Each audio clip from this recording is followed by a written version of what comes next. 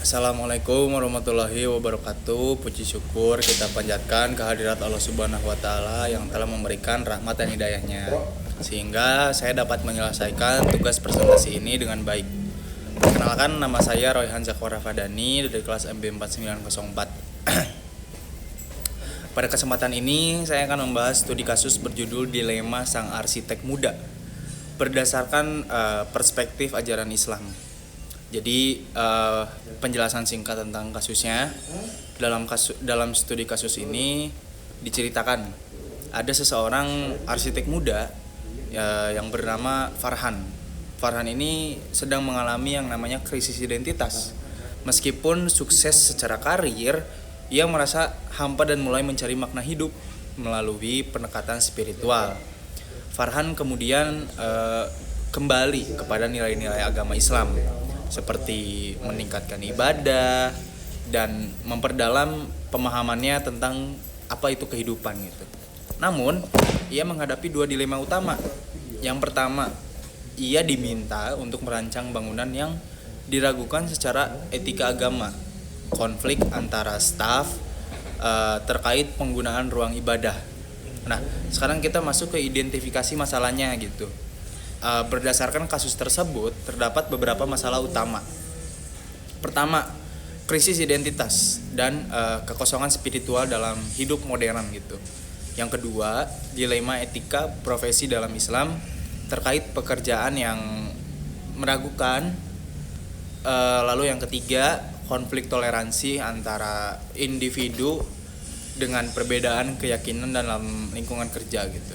Nah, sekarang kita masuk ke sesi berikutnya, yaitu pembahasan masalah ditambah dengan argumen Islam. Yang pertama ada krisis identitas dan makna hidup dalam Islam.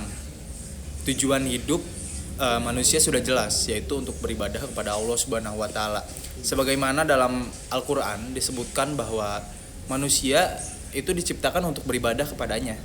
Hal ini menunjukkan pencapaian materi saja tidak cukup untuk memberikan ketenangan batin.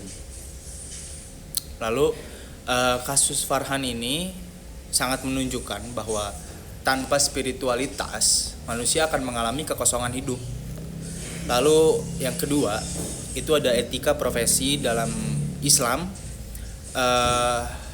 Islam mengajarkan bahwa setiap pekerjaan harus halal dan tidak bertentangan dengan syarat-syarat Islam, menjauhi segala larangannya dan mendekati segala perintahnya gitu. Jadi jika suatu pekerjaan mengandung unsur yang dilarang atau meragukan, maka seorang muslim harus berhati-hati bahkan meninggalkannya jika jelas hal itu merupakan bertentangan dengan ajaran-ajaran Islam.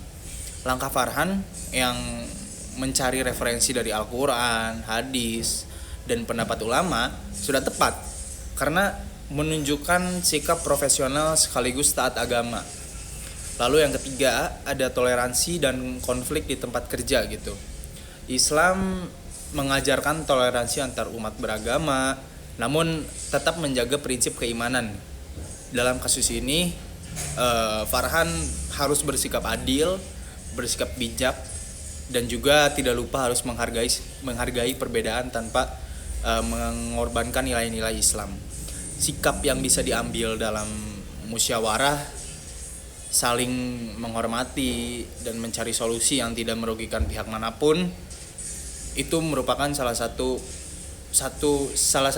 cara untuk Farhan bisa mendapatkan solusinya gitu. Nah, kesimpulannya dari pembahasan ini dapat disimpulkan bahwa kehidupan yang hanya berfokus pada materi akan menimbulkan kekosongan batin yang sangat mendalam gitu. Islam memberikan pedoman yang sangat jelas dalam etika profesi dan pengambilan keputusan dalam dunia kerja ataupun dalam dunia apapun gitu. Toleransi harus dijalankan dengan tetap berpegang pada prinsip agama. Farhan telah menunjukkan sikap contoh yang baik dengan kembali kepada nilai-nilai Islam dalam menghadapi dilema hidupnya gitu. Nah, mungkin demikian yang dapat saya sampaikan. Semoga presentasi ini dapat memberikan pemahaman dan manfaat bagi kita semua. Mohon maaf apabila terdapat kekurangan. Wassalamualaikum warahmatullahi wabarakatuh.